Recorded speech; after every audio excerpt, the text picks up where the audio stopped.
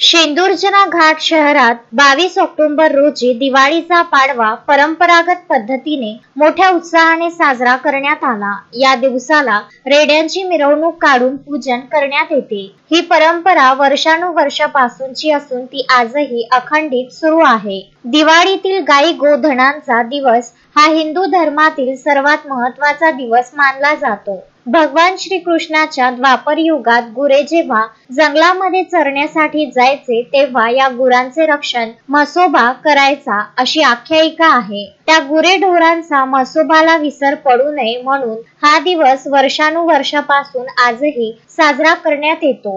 या दिवशी परंपरा कायम राखत रेड्यांची सजावट केली जाते। फुलांच्या माळांनी व मोराच्या पंखांनी गळ्यात घुंगराची माळ व पायात घुंगराचे पैजण बांधून साज केला जातो। ढोल ताशांच्या गजरात मिरवणूक काढून धनगवडी मंदिरात पूजेसाठी नेले जाते। गुरांची संख्या कमी झाल्याने गमतीखंड पडल्याचे दिसत होते, कारण आधीच्या काळात एका रेड्यामागे शेकडो गायी व म्हशी असायच्या। आता मात्र शेतीला पूरक असणारा जोड व्यवसाय गुरांचे पालन पोषण याकडे दुर्लक्ष होत आहे। गुरांची संख्या कमी झाल्याने त्याचा अभाव या दिवसाला आज जाणवत आहे। या दिवसाचा एक विशिष्ट ताल कानावर पडताच या दिवसाची आठवण वर्षभर राहते। हे विशेष वसुबारस पासून सुरू होणाऱ्या दिवाळीच्या उत्सवात आधी गवळण काढण्याची परंपरा शेंदुर्जना घाट मध्ये होती। ती परंपरा शेंदुर्जना घाट मधून हद्दपार झाल्याने गवळणीचा सूर कानावर पडताना दिसत नाही। त्यामुळे वयोवृद्ध लोकांनी